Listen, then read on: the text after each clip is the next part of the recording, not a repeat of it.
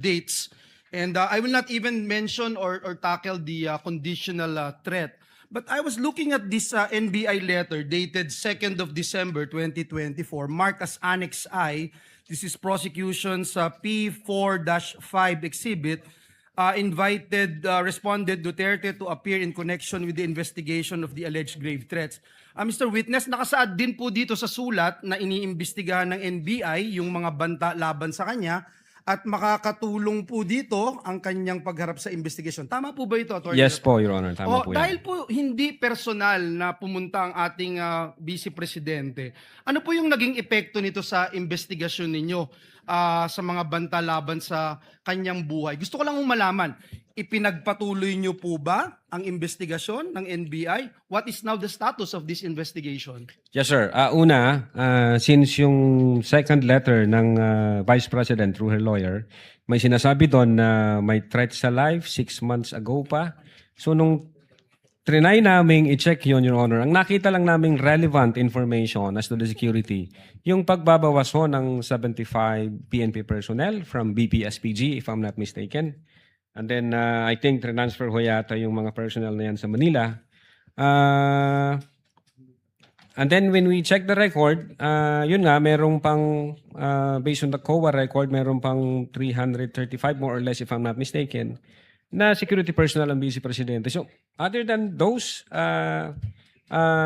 facts, wala ho kaming makitang relevant na security issue dahil yun nga, hindi naman nag-appear ang ating Vice Presidente, hindi naman sila nagbigay ng any information na pwede namin pagsimulan po. So, But so after that, you did not pursue anymore the investigation on the threats against the Vice President? ang alam ko, ang aming intelligence service ay may monitoring na ginagawa from time to time. I ask this question, Mr. Witness, and for the our people.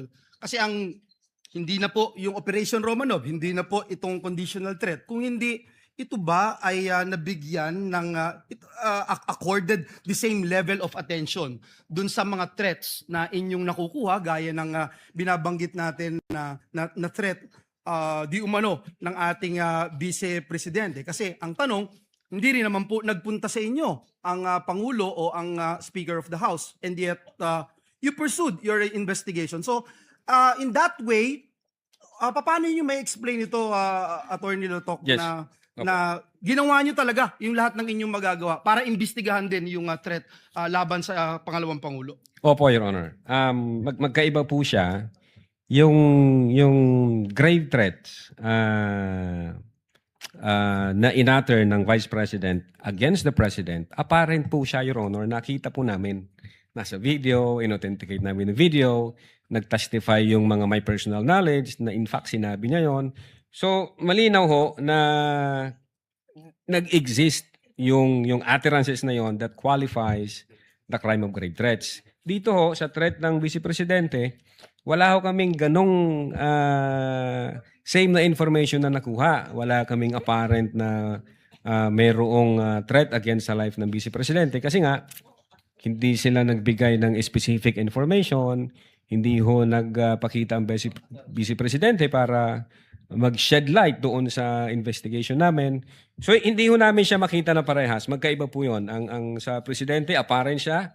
So definitely under the law, ang NBI can motu proprio undertake an investigation. Dito sa Vice Presidente, allegation siya.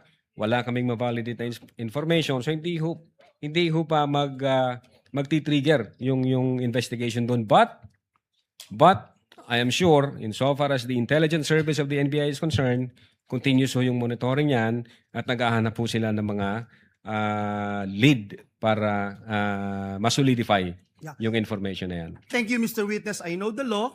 Presidente, Vice Presidente, Speaker, pwede nyong tignan at imbestigahan yan. But I feel na importanteng maipakita natin sa taong bayan that same level of attention ang ibinigay po natin. At we also, if we need to walk the extra mile of investigating, we have to do it in the name of fairness. So, yun po yung nakita ko, and siguro yung sinasabi nyo nga po, hindi sumapat yung inyong mga nakalap na mga impormasyon. Whether the information ay kulang or hindi kayo nagkaroon ng access sa mga information na to, kaya po hindi nagtuloy.